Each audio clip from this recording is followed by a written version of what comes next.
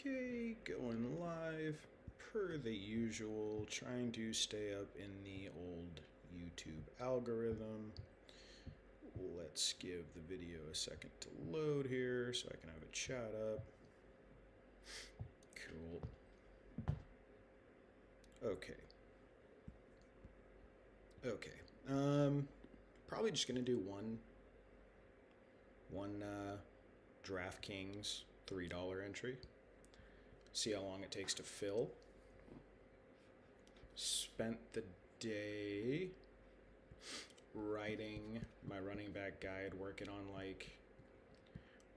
what I want to do with that. Wanted to have a strategy for every single section of the draft, where you're going to be going, have a cool little graphic laying out how to execute a robust start from wide receiver, robust double hero, single hero, doing all that good stuff. I want someone to be able to open up the guide and be like, oh, this is how I would be drafting running back. And there's the tiers, of course, going to be at the top of the article. I already dropped the tiers article there on the Substack.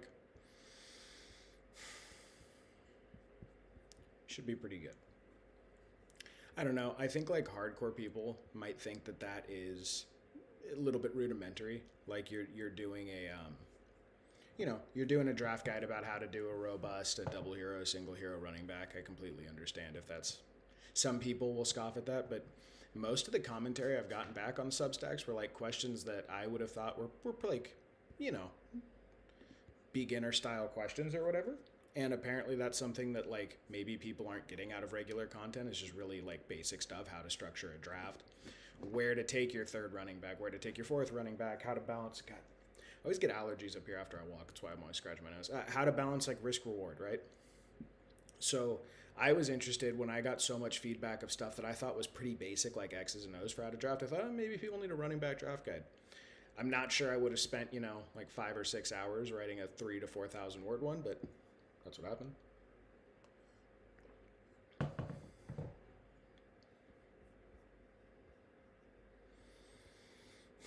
I don't think I'm too weird compared to ADP on anything here. I mean, I guess having James Cook above Jonathan Taylor and McCaffrey and not in tier 3 is a pretty big deal. Maybe I've Hampton a little aggressive, having him over Ashton Genty, Saquon Barkley, and I'm seeing a lot of Chase Brown love. Probably rightfully so.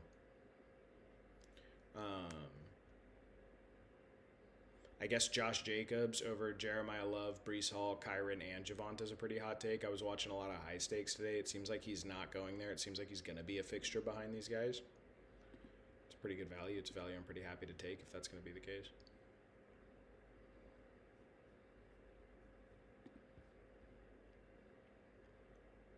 I have Baishal above Etienne, Montgomery, Scadaboo. I think that's pretty hot. I have Scadaboo behind Montgomery, Etienne.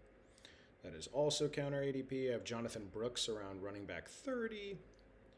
Taking him ahead of RJ Harvey, Chuba, Dobbins. Kenny Gainwell's close. Like, I almost could move Kenny Gainwell above Chuba and Dobbins. I know in most high stakes stuff he's going above there. Most of the stuff I've watched he is. Come on.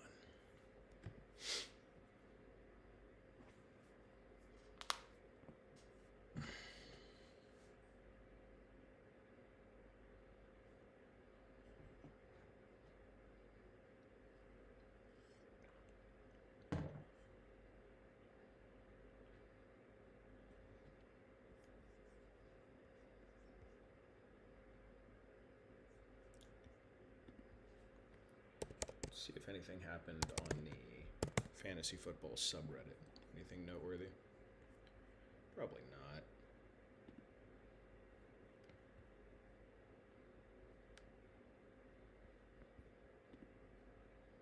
Do not draft no matter what this year, player. Who are people not drafting no matter what? Calvin Ridley. Yeah, you probably shouldn't draft any Calvin Ridley in redraft. Can't believe people are committing that to Reddit. I would not draft any Calvin Ridley in redraft. That's a bold take, man. Good job. Any Cardinals running backs? We'll see. We'll see what happens with that. Still not full. It says 0 out of 12. They fill up. It'll get there eventually. We'll see what happens with Cardinals running backs. I don't know. I don't know if you should be totally out on it. Again, like I found out it was a hot take from Chess Liam's $500 draft. I asked him, you're not taking like Jacobs above. He took Breece Hall as his RB2 with a Devon Achane, Amon-Ra St. Brown start. I thought that was a little interesting. He said you're not going to take him above Like, I have Josh Jacobs right there as a fringe RB1. I think he's the RB13 on the year. And, like, when I start out Jahmyr Gibbs or Bijan Robinson, I was actually just talking, someone on Reddit commented on my article and asked about it. I was just talking about it. When I start out Bijan Robinson or Jahmyr Gibbs at, like, pick 23, you know, if Bowers is there, I think that's a good price on Bowers. There are some, like, wide receiver ones that I think are pretty good. Certainly if Drake London or A.J. Brown are there, which I don't think they will be, but if they're there, I think they're incredible value. I'm taking them.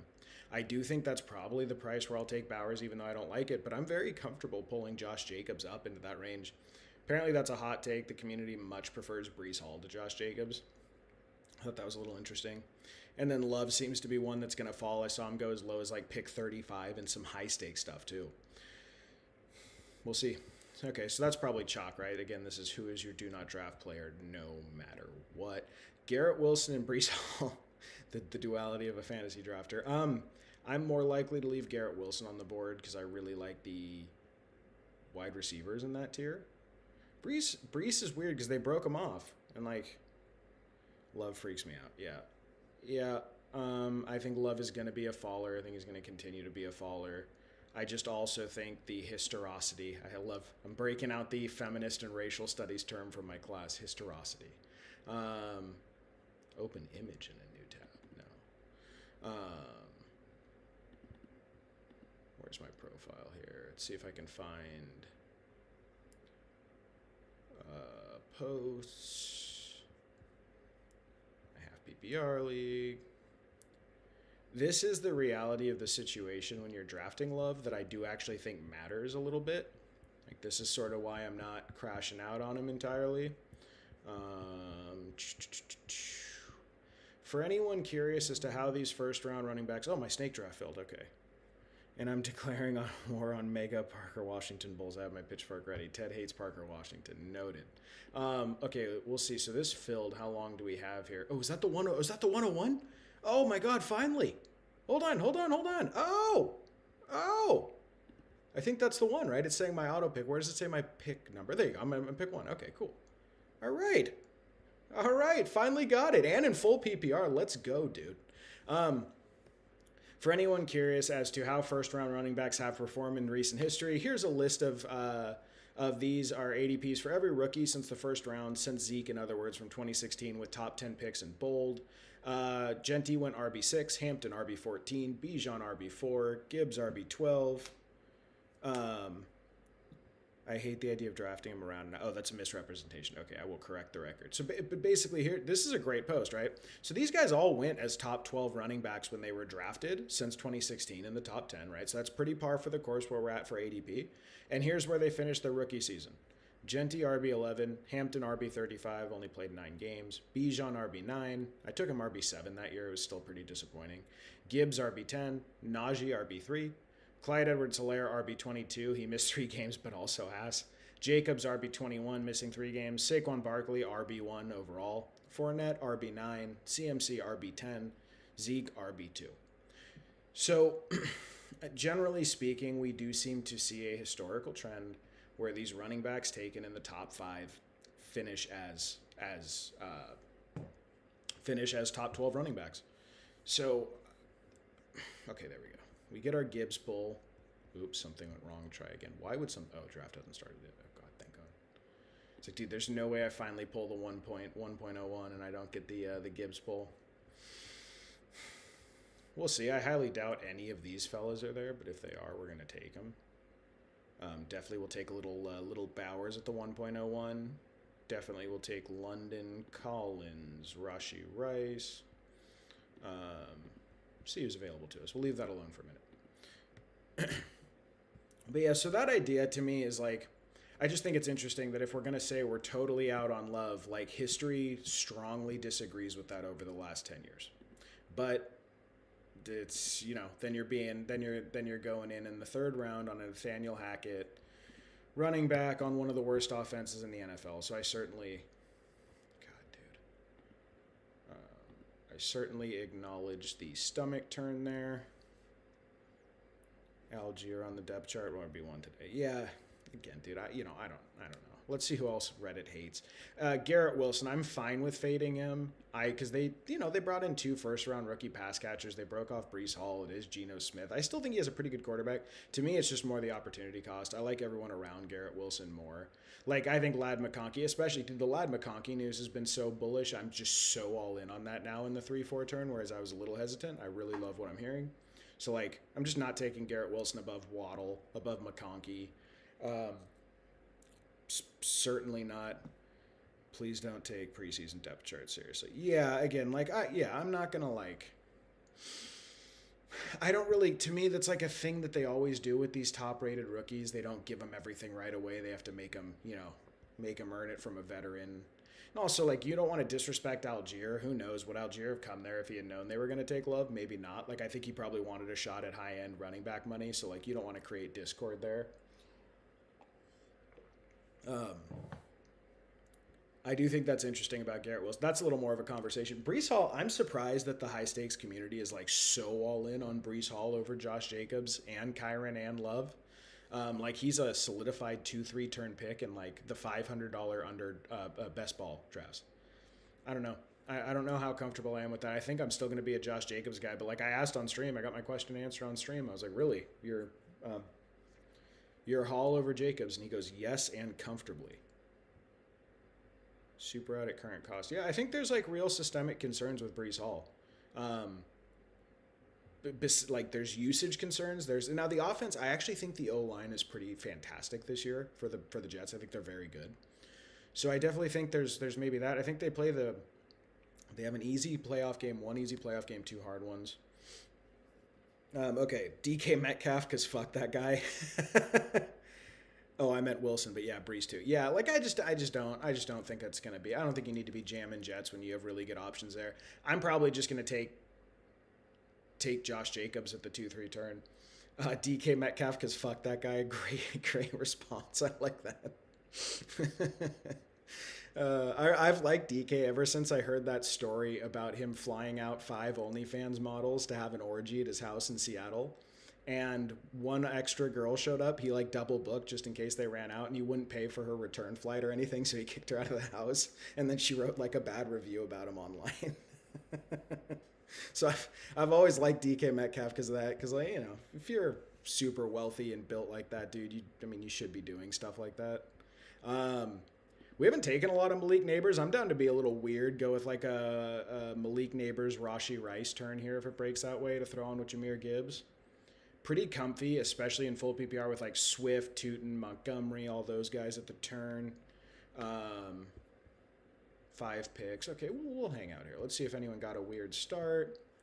Genty Barkley. I don't want to say I'm freaked out because but it is weird how much they're splitting reps between Barkley and Bigsby in camp, and then they're saying pretty directly like, oh no, we're giving Bigsby a real role this year.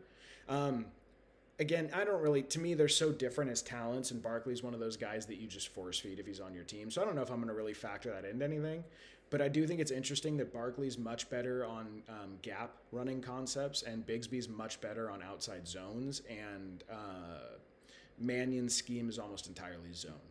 So I think there's maybe some sort of interesting split there that they're exploring a little bit. I also just think Bigsby's a pretty good player that you should give reps to, and if you want Barkley healthy for the playoffs, it makes sense to give Bigsby reps. So it's just something I'm keeping an eye on. If that drumbeat continues that they really are dedicated to splitting the backfield, I think that has to factor in a little bit to how you view Barkley. How much, I really don't know, because again, I just view him as such a different kind of player than any sort of discussion about what Tank Bigsby is. Okay, we get a pretty cool turn here. Of Malik Neighbors and Rashee Rice to add with our Jahmyr Gibbs. I'll take that because I don't have a lot of Neighbors. I'm still pretty nervous about him. He's right in here for me, though. These are the guys I'm trying to decide where he ends up going. I am so... Oh, Olave went early. Is that why he was there? God, someone took Olave in the second? Okay. You could have gotten Olave with JSN at 29, bro. Yeah, so that's the tier. I think Olave... I think people are not properly pricing in, and I continue to price in.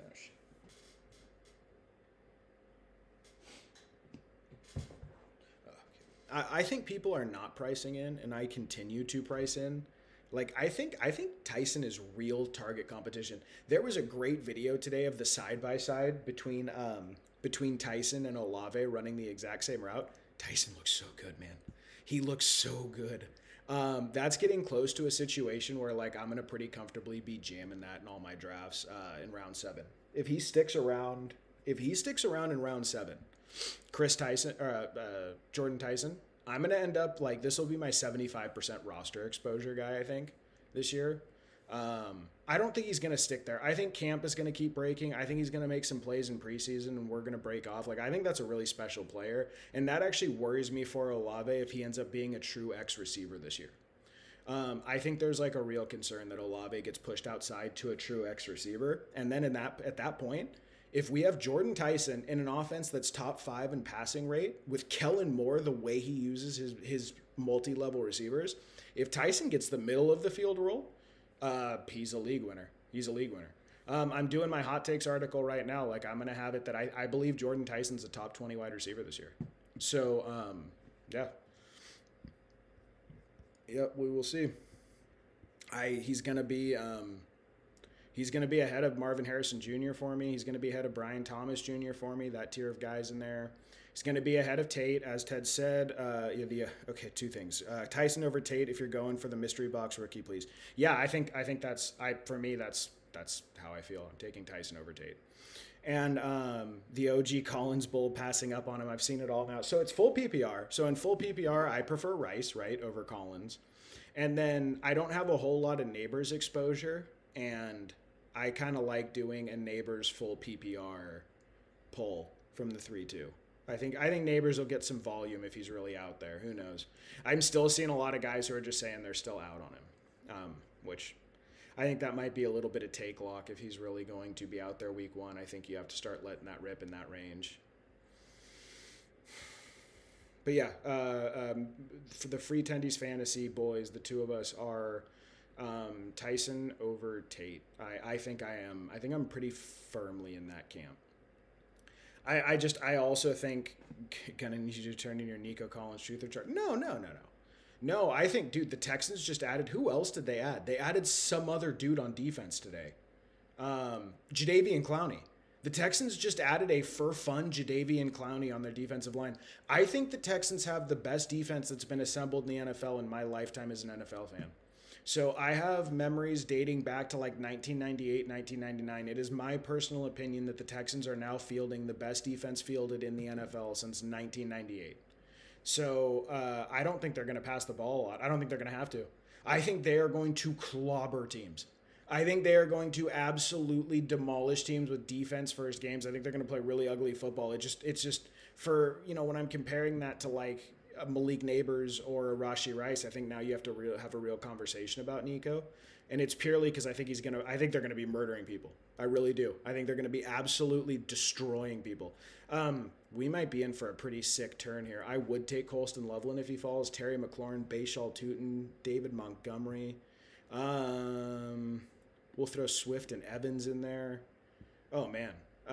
This is fantastic depending on how this breaks. I'm hoping I don't have to pick between Loveland and some of those guys because I'll only take Loveland if I can get him in the 5th round.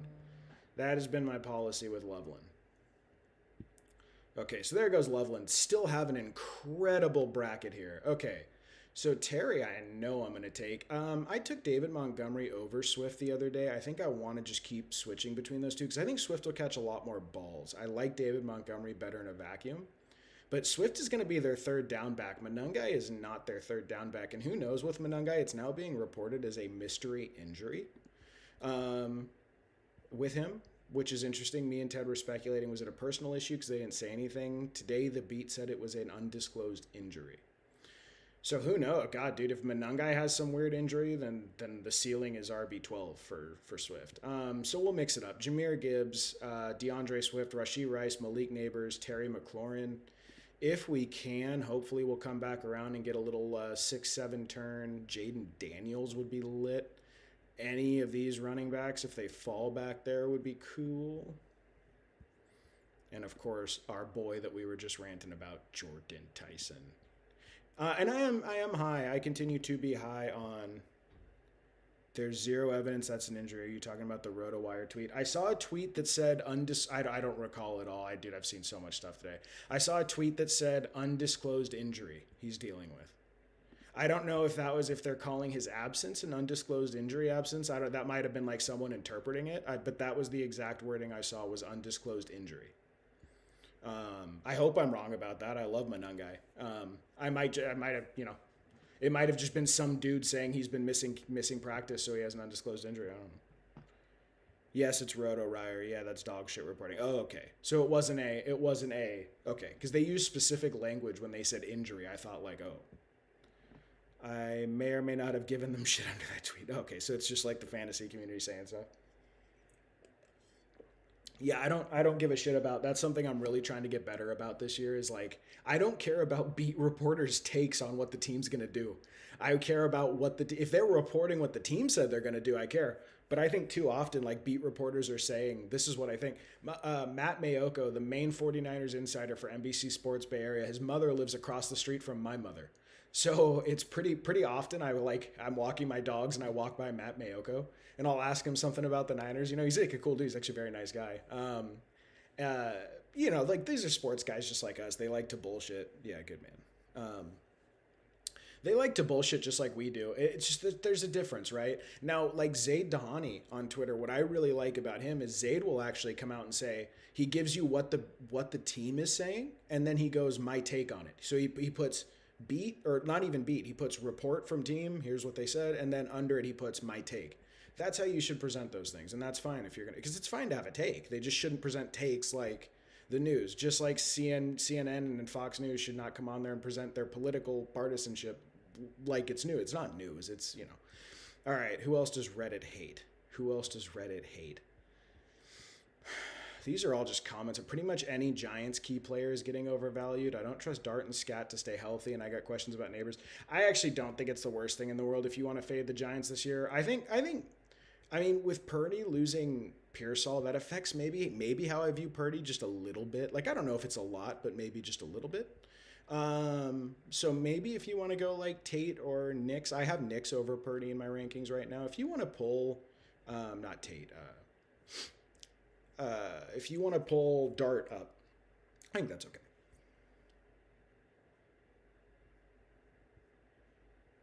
Buying the Giants. I'm ready to move on from Josh Gordon. Good call. Just referenced him in a Brandon Ayuk article, actually, for 49ers Hub. Neighbors, BTJ, Kelsey. Okay, so we're not going to get him, but if Christian Watson slides, that's incredible. If Jordan Tyson slides, that's incredible. If Henderson slides, I would take him. There goes Henderson, and there goes Christian Watson, and there goes everyone. Okay. All right. God, man, okay, so certainly don't want Warren over these guys. They just took all my boys off the board. Tyson and Henderson would be the dreams if they get back here. I don't think they're going to. Pretty interesting report giving us an idea of the split between Jalen Warren and Rico Dowdle today, that Rico Dowdle was brought in because he's McCarthy's guy. He's going to be the clear lead back. I figured he would be the clear lead back. They said 60 to 70% of the early down work. The question to me is just who gets the passing. There goes Jaden Daniels. An uncorrelated Jaden Daniels, a pick before me. Oh, I'm trying to keep the show family friendly, fellas. I am trying to keep the show family friendly. F that. Okay, so we do get Jordan Tyson back here. That's pretty cool. I'm stoked to get Jordan Tyson. And I'm totally comfortable going with it. You know what? Do we have... Okay, no. We don't have Jalen. Or we don't have Caleb. Okay. Gonna take Neighbors, McLaurin. Yeah, so I have the late stack with Dart, and I can get Jared Goff. We'll let the auto pick go there for Jordan Tyson for sure.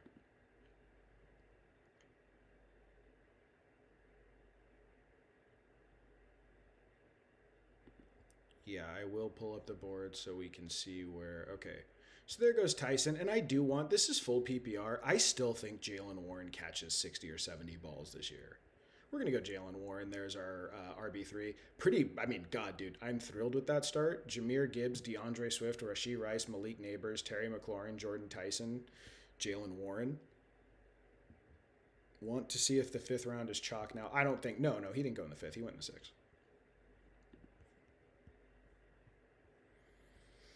Parker Washington went at the 6.3.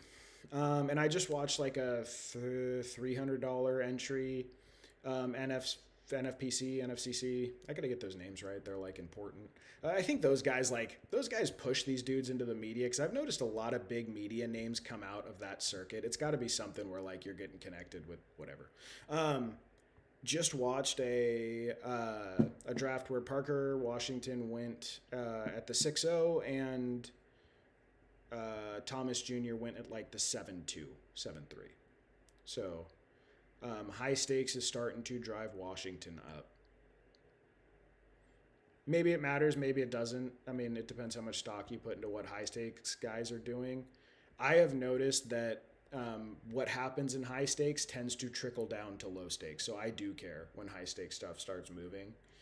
Ken Walker at ADP pretty easily. Me too, sir. I am fading Ken Walker at ADP. I think you're paying for the role, the offense being well, Mahomes being healthy all at once like it's already happened. That's a pass.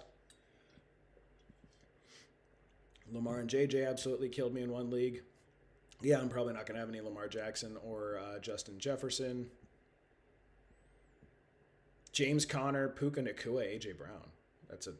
Why would you list him like that? Yeah. Okay. Josh Jacobs looked cooked to me last year. I won't have any shares. He's going late third and arguably the least competition of any running back in the league. Barring suspension or LaFleur undergoing brain surgery that severely alters his philosophy, he will return value on volume alone. Yeah, I think this is the last year I'll be interested in Josh Jacobs. He did have 7 injuries on one leg last year, which is pretty concerning.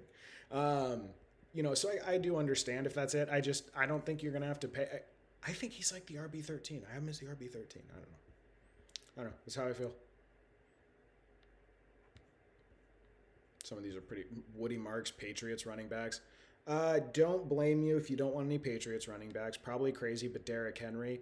The Ravens are projected by Vegas to be like the 4th or 3rd best offense in the NFL, and Derrick Henry's still their lead back. And Derrick Henry said they're putting him out wide and running screens and routes with him now. I don't know. So fade Derrick Henry at your own risk. I'm absolutely not. Luther Burden at ADP, that's okay. I think Luther Burden's going to fall back to the 4 or 5 turn. I'm liking the practice stuff we're seeing. What I won't be doing is taking him ahead of like studs who have already shown their studs. So like Terry McLaurin, Mike Evans, I'll take before Luther Burden. But when he gets down to like, I prefer him over Jamison Williams. I probably prefer him over Devontae, but it's really close. Just because I think, Devontae was like a little weird on usage last year. He was like the RB36 by usage. So he's like somewhere in there for me, more at the 4 or 5 turn, not the 3-4 turn. But I think in like regular redraft, he's going to slide back. If he slides back to the late 4th, 5th round, take a shot on Luther Burden. I think that's fine. I'm weirdly out on Henry all this year, second in. I feel like I'd much rather trade for Henry. Yeah, dude, to me, it's just, again, it's a structural pick. We're up in 4 picks. God, I'm effing around and we are up in 4 picks. Okay, any stacks we want to reach on. So this is this weird long stretch where almost certainly Dart and Goff are not going to make it back to us, but I don't want to just reach on like some uncorrelated, unstacked dude. We could do a Harold Fannin Jr. if we want to go high here. Certainly do like Cortland Sutton. I would actually take Wandale up here. I don't care. He sees 140 targets a year for 2 years. This is a turn where had I been picking with Ted on the phone, I would get absolutely berated. With Ted on the voice chat, I would get absolutely berated here. 98.99. Okay, so we will go. I'm going to get the Jackson Dart stack to anchor our quarterback room with Malik Neighbors, and hopefully like Goff or Shuck is there on the comeback. I like the Sutton. I think the Sutton price is pretty good here. I know that no one really likes him anymore, and I don't really want him for redraft. I just think for best ball, he's still going to have some spike weeks.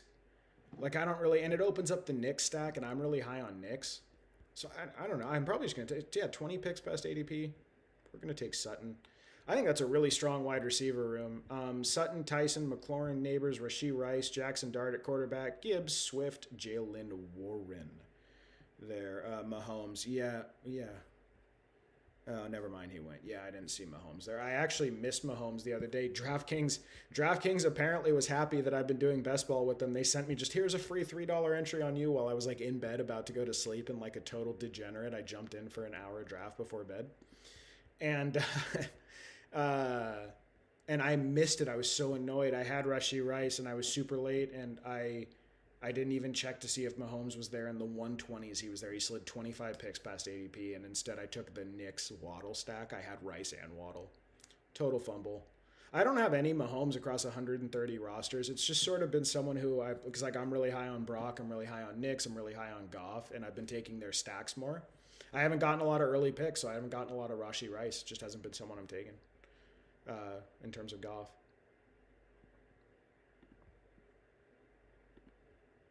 I will still. I mean, certainly, I'm still going to keep drafting, but not a guy like he's healthy. I don't think anything's like happened. It's just hasn't been practicing. They would say, I don't know why they would be secretive about a preseason injury if it happened. Yeah, it's an early pick guy. I feel I see a lot of Rice at the 2-3 turn. Yeah, man, I'm not an early pick guy. I do think we got some what I consider to be incredible news. I have zero Jaden Reed, zero across 135 rosters because I hate the archetype of player he is, where like he only plays in slot routes. He seems to only see like finicky design stuff, really specific stuff. It's like a player. I've never rostered Jaden Reed ever. 58 redraft rosters over the last 10 years, whatever. I'm approaching 200 probably best ball rosters between the last 2 years. Like I think I did 50 the year before, 130. I'll probably end up at like 150 to 250 rosters. I will have zero Jaden Reed. And then Jordan Love gets on the podium today and says that Golden is their X receiver for this year. Golden is their X receiver for this year, not Jaden Reed, which means, and then he said that Watson is the F or the Z, the move guy, the Z, I think he said. Whatever, the guy that's going to get the short designed intermediate stuff. Oh, as a heavy Watson drafter, as a complete Reed fader, as a Golden lover. I actually like Golden at price this year. I know his historical comps are really bad. I was really excited to hear it. I think Golden's going to be on the field for like 75% of the snaps this year, and I think he's going to be valuable back here. I still prefer Wandale by a hair. But like KC Concepcion, I've been seeing going above Golden in almost all high stakes formats. I think Golden, I think he's going to be right there as that like wide receiver 4 or 5 guy that I just love, because I think if he really takes a hold and hits his like higher end range of outcomes, not sure Watson is doing that. I mean, we just have to see. They paid him like he is. That's a follow the money thing for me. They paid him beforehand like they knew they were going to use him this year. So I want Tyler Shuck for the stack. Purdy's still on the board. This looks like a late quarterback room, which is good for us. We'll take any of these dudes. Do any of them have the same buy as so 8? Oh god. Shuck, Purdy, and Dart all have the same buy. So Baker Mayfield's the one that doesn't. We'll still take the Shuck stack and just take some random dude if we have to. God, Purdy, though. I would take an unstacked Purdy just for the value. Well, no, we have a stack with Shuck. Watson seems like a deep ball guy to me. I thought he'd be X. Well, yeah, that's kind of what I'm saying, though. See, so I've been drafting Watson very aggressively. I don't even know what I think he's right there with Parker, Washington, and Tyson.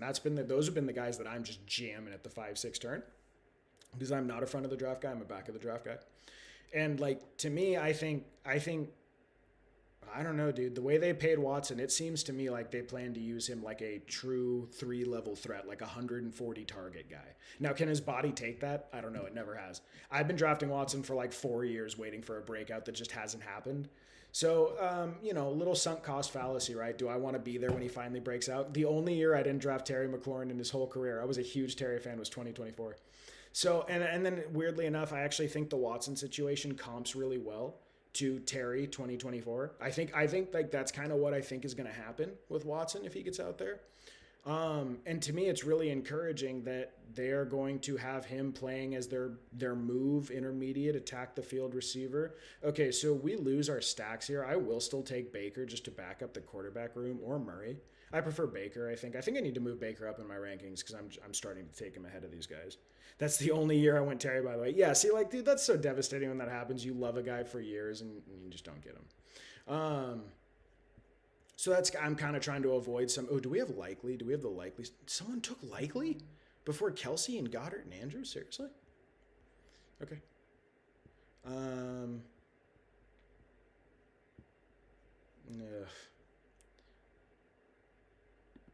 Probably doing Andrews here. I'm pretty happy with the running back room. I would like to get a little JCM going. I don't really see anyone. I'm not a Jacoby Myers guy. That's someone who I'm pretty aggressively drafting around. I prefer Baker's stacks back here. So we'll put Baker up.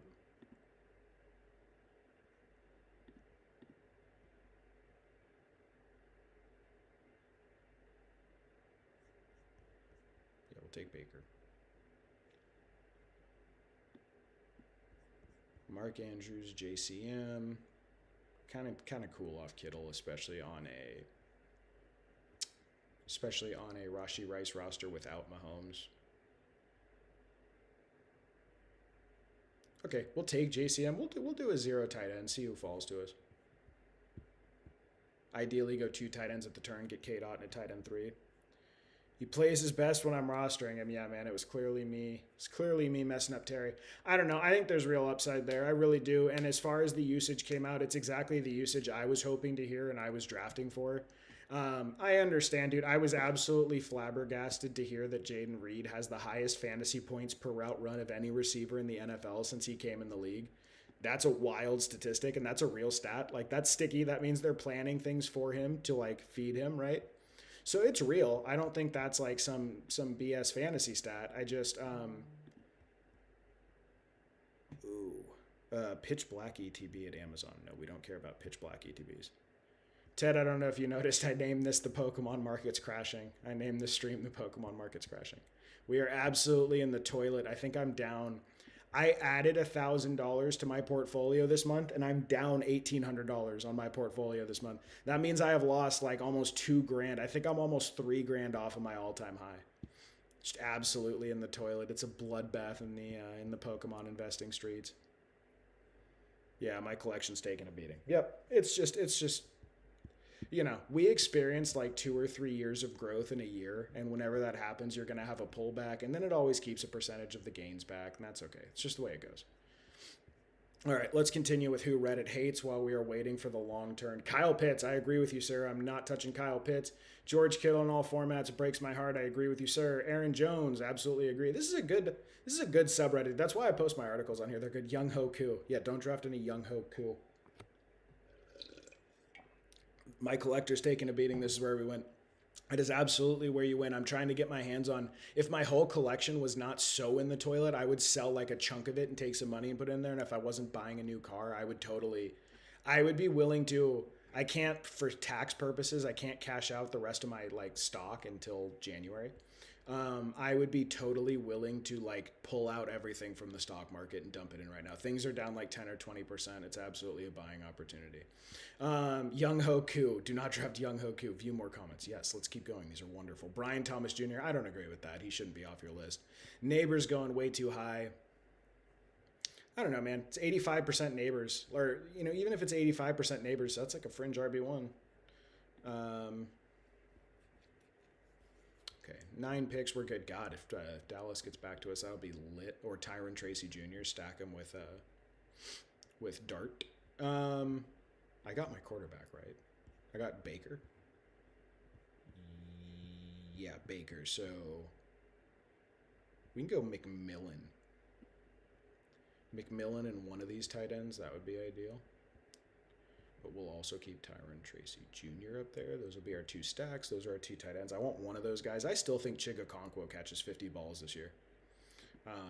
He's caught 50 balls 3 years in a row. And they're saying Chig got a great blurb today that they're moving him all over the formation in pre-snap motion and stuff. Like he's going to be a pre-snap motion tight end. Like, you know, what the Shanahans do and what McVay does with like motioning him into the backfield to get a linebacker on him, then having him run like seams and out routes from the backfield. I'm very excited about Chig. Very, very excited about Chig. No one. Having a do not draft list is terrible management. Oh, God. Dude, I recently heard that the Patriots were plus 6,000 to make the Super Bowl. I don't know, man. RJ Harvey. I think the RJ Harvey hate's gone too far. This is a second-year running back that had 12 or 13 touchdowns last year. I don't know. I don't know. I think people need to stop for a minute and think about, are they just falling into this thing? Sean Payton said he's their pass catching back for the year. So that's the Sean Payton pass catching back has been an RB2 floor for like a decade now. I think people are way too quick. Okay, so we still have McMillan and Tracy Jr. Oh man, that makes me tempted just to go like true zero tight end and just push it again.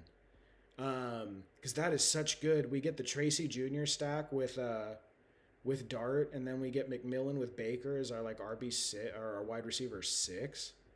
That would be lit. We'll see. I'll still take one of the tight ends if they go. That's a really good. Okay, they're still on the board. I would be stoked with that, dude. McMillan had a nice game clip today. I'm terrified he's going to get 2 or 3 rounds more expensive. Yeah, McMillan's one of those dudes. He's going to end up in my article about. I'm going to title it like Save Your Fab, Beat the Waiver Wire or something, something catchy. Just guys that you should take in the last spots of your draft. I don't think you should really care who your wide receiver 5 and your running back 5 are or who your bench piece. Damn it, we lose Tracy Jr. at the last minute. That's okay. Full PPR, right? So we're going to take our high volume tight end in Okonkwo, and we're going to throw the McMillan Baker stack in there for a little correlation. And then I'm very comfortable with Cade Otton where he's going at ADP this year. We're probably going to have to make a choice because he's not going to be there on the next double. So he's probably not going to be there at 192. We can pull him up to 169. I'm comfy going tight end here because I'm pretty happy with this. Our running back room is Gibbs, Swift, Warren, Krosky, Merritt. Yeah, I just don't know if I want to go Otton like 20 picks ahead of ADP. 188.3. We'll see if he comes back to us. Barner's actually the one I love, but God, that's still way above ADP.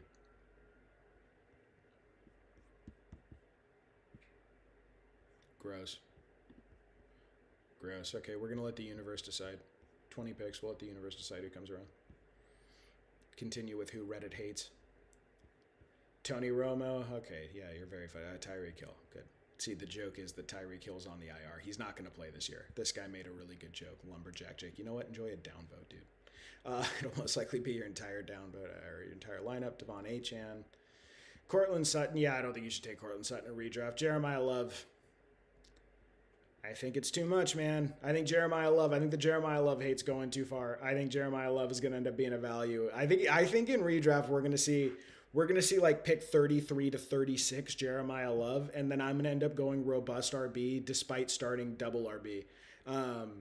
I'm trying to finish up. That's the part of this article I'm trying to finish up here. So that's the picks 1 through 4, different roadmap on RB starts and whatnot. I was introducing that in the beginning. And I just finished up. This is picks 4 through 8. You don't get a cool graphic. There's way too many variants to build a grid. And then I'm going to build the grid for the last one. I'm on the last section of how to do a robust, a hero, and a zero build from the 8 through 12. And I'm kind of advising people just not to take a third running back at the 3-4 because I like the receivers there so much. But if Jeremiah Love falls to the 3-4, ooh. Love or Zay Flowers. I mean, that's hard because they're at a similar range of ADP right now. And that's sort of what I mean, though, about, like, builds, right? For me, like, so I'm going to start every single draft. I do not care what receiver, because I know what receiver values are. It's not a matter of ignoring falling value. Under no circumstances am I taking CeeDee Lamb, Justin Jefferson, A.J. Brown, or Drake London over a running back start, right? From 8 through 12. That's what I'm doing. Probably 7 through 12. That's what I'm doing. So if I'm doing that, and I have 2 running backs, and I'm super happy with them, and I think I can get 2 wide receivers that might be wide receiver 1s, like you're getting a wide receiver 1 from last year who they're saying, now this is actually from the Amon-Ra coaching tree. This is not me making. They're saying we're giving him the Amon-Ra usage and role. Move him all over the field, pre-snap motion, force feeding Zay Flowers. They said he is their guy to absolutely load up with targets. Okay, well, if that coaching staff, and it's actually the Ben Johnson coaching tree that's saying they're going to do this, if we continue to get stuff like that, I think Zay Flowers is like close to a fringe RB1 in terms of ADP. Like I'll push him right up there. I'll push him above, like or next to Devonta Smith. You know, like I'll have him right around pick 30, and I think that Love should be right around pick 30. So like Love or Flowers. If I had two running backs in tow, it would be Flowers. If I had a one running back start, if you started like with the JSN Amon Ra from 5 or 6, if that was your thing, then you came around and you got a AJ Brown, London, Nico Collins, as you're often doing in that price range, then I would take Love. Anywhere in the third round, I would take Love. I still think he's going to get a ton of passing work on a team that's trailing a lot. Like I don't think dude, if they're not going to bench him to have Algier run routes. He's one of the best route running backs I've ever seen. I don't know. But yeah, Flowers is right around where the conversation starts. I'm a little cooler on Olave. So like I'd probably take Love over Olave because I'm taking Olave back. I would take Love over T Higgins. Love over Igbuka is actually a little bit harder for me because I'm pushing Igbuka up in my rankings, but I would probably still take Love. Certainly take him over Lad McConkey still. I would take him over Kyron Williams. Don't like the Kyron Williams reports with Corum. Again, that Sean McVay is such a liar with what he says for usage. But when he says like, I wouldn't be surprised at all to see Corum and Kyron score similarly this year. That's a little weird. Tank, but God, look at that. I love this pocket so much of running back. Even Jaden Blue I really love. That has like been my little safety blanket for my running back 4 or 5s I keep pulling from back here. But we do need tight end, huh? I like AJ Barner better than any of these dudes.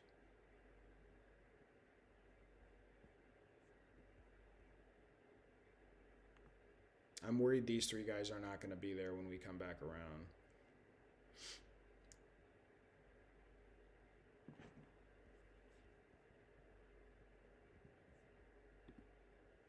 But there's still really good options here.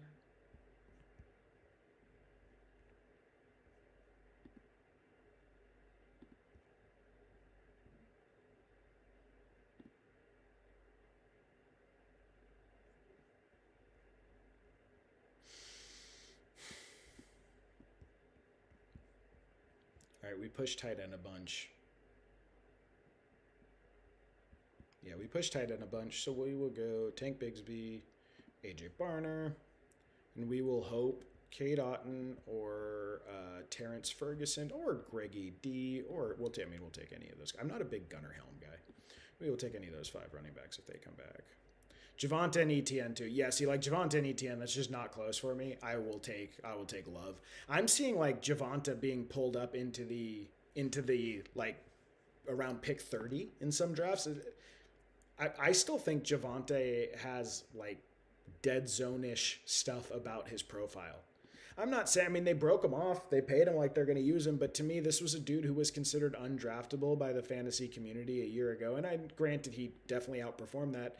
But he didn't have a great yards per carry. He didn't have a great yards per reception. He didn't have a great yards per route run. He was very inefficient. It was very, very volume-based. I think Jaden Blue looks at least ready to take like 10 or 12 touches a game, maybe. And like, I think you're making one bet there and it's volume. And I tend to not like to make volume bets in the 3rd round. Like I'm willing to do that with Monty or Swift in the 5th round.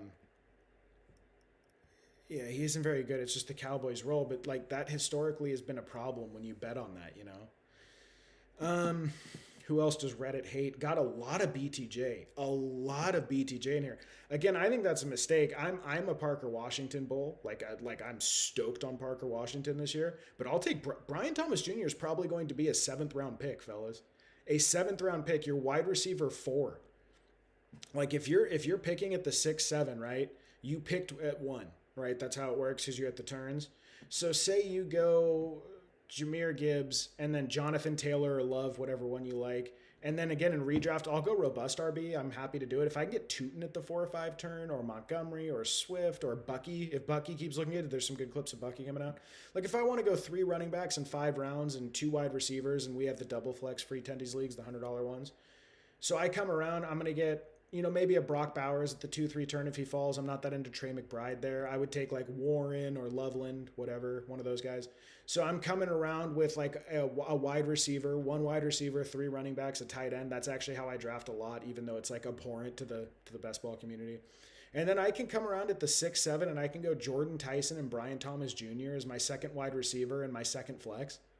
So then, I mean, what does your roster look like at that point? You're going to have like whatever, Rashee Rice and Gibbs and Jacobs and Montgomery and Tyler Warren and then Brian Thomas Jr. in your flex with Jordan Tyson as your wide receiver too. That's a pretty great start. And then I can come around and get a quarterback at the 8-9 turn, and it seems like quarterbacks are getting pushed so far. Can I get a Trevor Lawrence, a Justin Herbert, a Dak Prescott, a Brock Purdy, and Knicks at the 8-9 turn? That's a wonderful start to your team. You're absolutely loaded. Come around and get one of those other high upside running backs that's getting pushed back there, whether you're a Dobbins guy, whether you're a Corum guy, a Monungai guy, Gainwell, White. Like, I don't know, dude. I think building rosters is extremely straightforward this year, but I don't think writing off Brian Thomas Jr. is smart.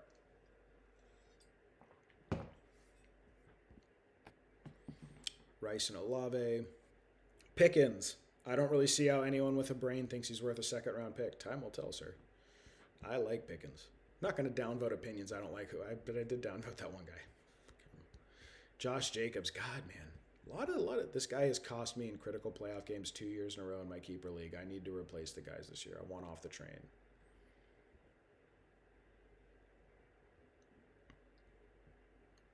You know what? Maybe if enough guys burn Josh Jacobs, we are going to get round 4 Josh Jacobs in redraft. It would be obscene.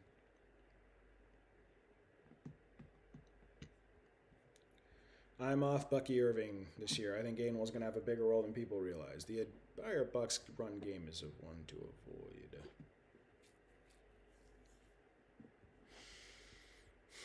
I don't know about that either. Their O-line was very unhealthy last year. Pearsall, never again. 20% roster exposure, sir. 20% roster exposure. Come on. Oh my God, that did not give me notice until quite late. Okay, so no tight ends. We're going to be off tight end there. Probably take Jerry Jeudy above Jaden Blue.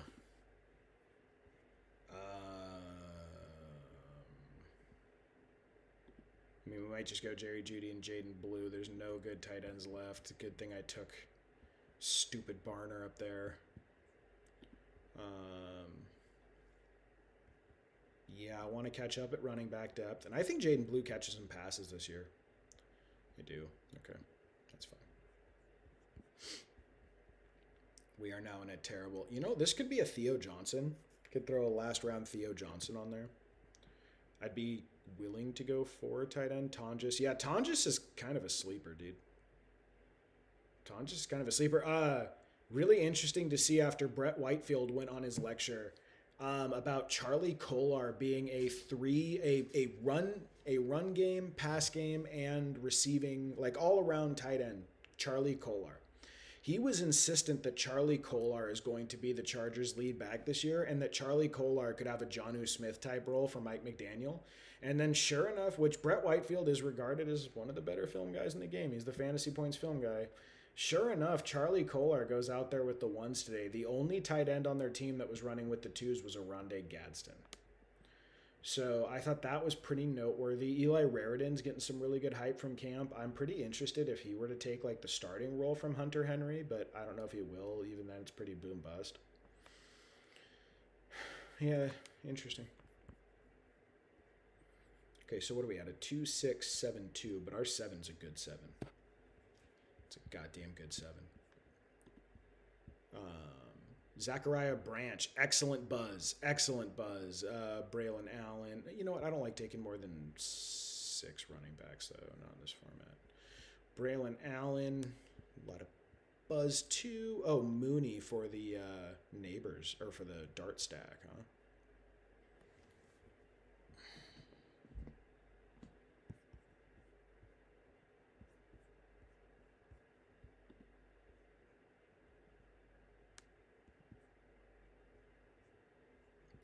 Two will be down at the 217. Yeah, we'll take a look at Tonjes there. Honestly, I'll pull up Charlie Kolar too. Like, I would be willing to shoot on that.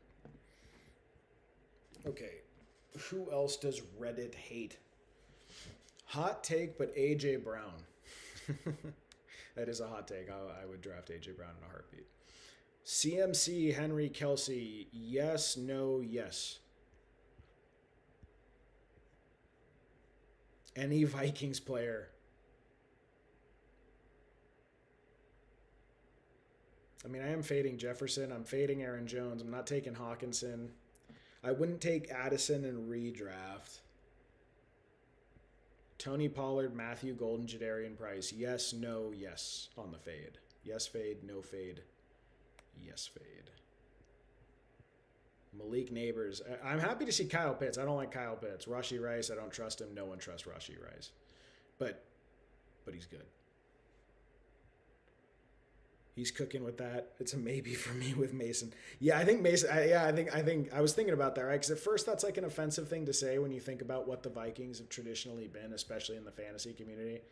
But then you kind of think about it. It's like that GIF with the lady drinking soda, you know. And then you kind of think about it, and you're like, ew. It is kind of our favorite pick. Oh, get a little Ted Hurst. Get a little Ted Hurst with Baker. All right. 7 picks. Let's go. Oh, the unbridled joy of a pick 220 Ted Hurst for me. Zay Flowers. All right. I refuse to draft MHJ again. I think that's a mistake.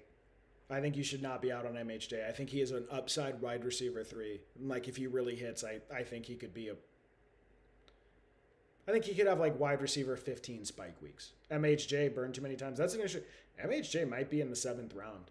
Josh Jacobs, no competition in the backfield, but there's a history you should come out. Tet, Zay Flowers, CMC or Bijan.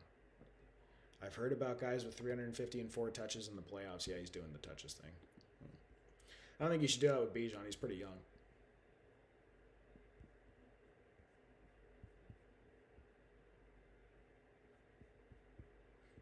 I'm normally not very happy with like the value I see on the board this late. I am like loving. This is a great stretch. If we can get 2 of these 3 guys to fall back to us, that is fantastic. Especially Ted Hurst stacked. I know Cyrus Allen's been flying off boards and the injury didn't seem serious. I just tend to like fade. Whenever the whole fantasy community gets incredibly excited about like an obscure rookie that's like 3 or 4 guys down in the depth chart at wide receiver, he was not like a highly drafted dude. It's running back. I think it happens more at wide receiver. I don't think you heard it here. MHJ finishes higher than Parker Washington this year. Oh man. Well, I mean they're going close in ADP. Oh man, we lost a bunch of dudes there. Okay, yeah, we'll definitely take Ted Hurst, and I kind of like going with like the sleeper pick of Jake Tonjes and just see like, does Kittle go out there and his hamstring gets tight or something? I hate saying that as a 49ers fan. I'm not saying that's what I hope happens, but like we have to be realistic about what is going on at this point. No quarterbacks fell. Okay, so we'll get another Baker stack. Bia. And yeah, we'll do a Jake Tonjes. I think Jake Tonjes is a pretty good player. Again, I started the man in the fantasy championships. The championships. I put Jake Tonjes in my lineup. God, you heard it here first. Parker Washington outscored by MHJ. That would be wild. I would be devastated. Let's go, Tonjes shares. Yeah, dude, Tonjes is your tight end 3 pretty late. Here's a late round dart throw. I think he's going to have to play this year. Again, I hate saying as a 49ers fan, I would be surprised if a 33-year-old Kittle who already has a history of hamstring issues comes off the field and does well. Torrey Horton making me a little nervous for my Rashid Shaheed shares. Came out on fire today, but I drafted a lot of him in best ball as my 18th round wide receiver. Okay, let's see who else Reddit hates. Neighbors for me, Joe Mixon. Okay, dude, these are all getting down, but a stupid fucking. Sorry for the swearing. A guy who does not play. Yes, I get it. He shot himself in the foot. He's not playing. Want nothing to do with Tony Pollard. That's okay. I get that. Kyle Pitts. We need more Kyle Pitts hatred on Reddit. We're doing this. Torrey Horton is a 0. Maybe. After Ricky burned me in Dynasty, completely non-factor. I don't know. We'll see. Ricky burned me in Dynasty. No 49ers for me. Okay, so no Mike Evans. Like if Mike Evans stays upright, there's a world where Mike Evans sees 150 targets this year, sir. I think he probably does. Again, God, I hate saying I'm a 49ers fan. I write for the 49ers Hub. It absolutely breaks my heart to say this, right? I think he probably misses 2 to 4 games with a hamstring. Like, I think you can kind of pencil him in for that, especially with the old substation there. But like, he could see 150 targets this year. You sure you want to fade Mike Evans at the 4 or 5 turn? Like, you can get him in the 5th round in Yahoo this year. Probably would not fade that. Kyler Murray, I don't care if you want to fade Kyler Murray. I do think he probably finishes as a top 12 quarterback this year. I think it's mostly rushing based, and I think it's going to be a bumpy ride to get there. I think it's like he finishes as a top 12 running back by average points. I don't think it's that he finishes as a top 12, I've never enjoyed rostering Kyler Murray because you get weeks where he scores 7 points and then you get weeks where he scores 26. Scatterboot, Kyle Pitts. I love seeing Kyle Pitts fading. He is going in like the 6th, 7th turn on Yahoo sometimes. That's crazy. You can't be doing that. Devon Achane and Trey McBride at ADP scares me. I don't think so. I will joyfully watch Cam Scatterboot score points on other teams. Now that I respect. I like that. Cam Scatterboot fan, just not going to be on his team. I get that. I love Cam Scatterboot. I think I'm close to getting there. I think if I want an upside swing in the mid-4th, I think I'm just going to take Tootin or even Montgomery. Like, with that defense, dude, I think they're going to run the ball 40 times a game, 50 times a game. Okay.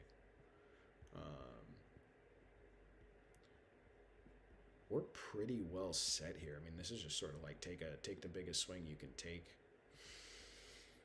Malachi Fields with Dart, maybe. Brandon Ayuk. Should be back any day now.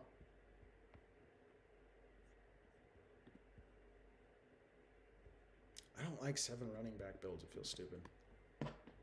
Deshaun Watson, who apparently is slated to be the Browns starter. Stop the BA Cope. Yeah, probably. I think he's a Raider, dude. Wrote the article for the Hub. Put my name on it. We'll see. I think the Raiders go and get him.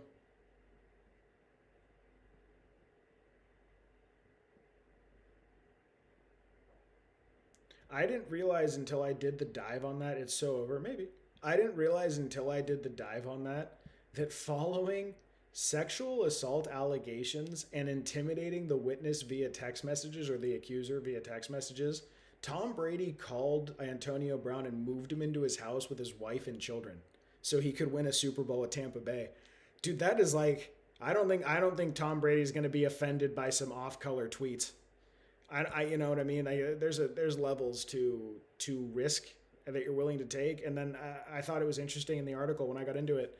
He took Josh Gordon in off 3 drug suspensions and basically, whatever, being out of the NFL, he had to leave midseason that year. He couldn't finish the season with the Patriots.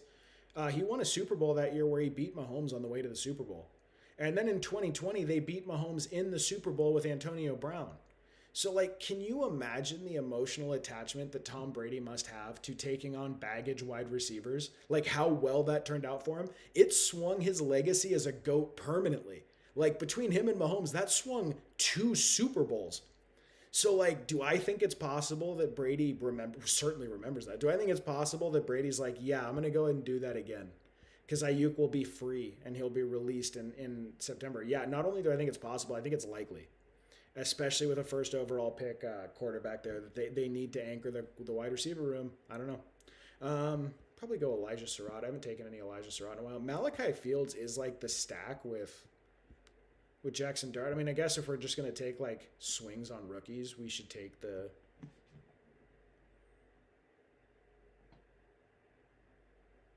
Yeah, he's a 1% owner now, but I don't know, dude.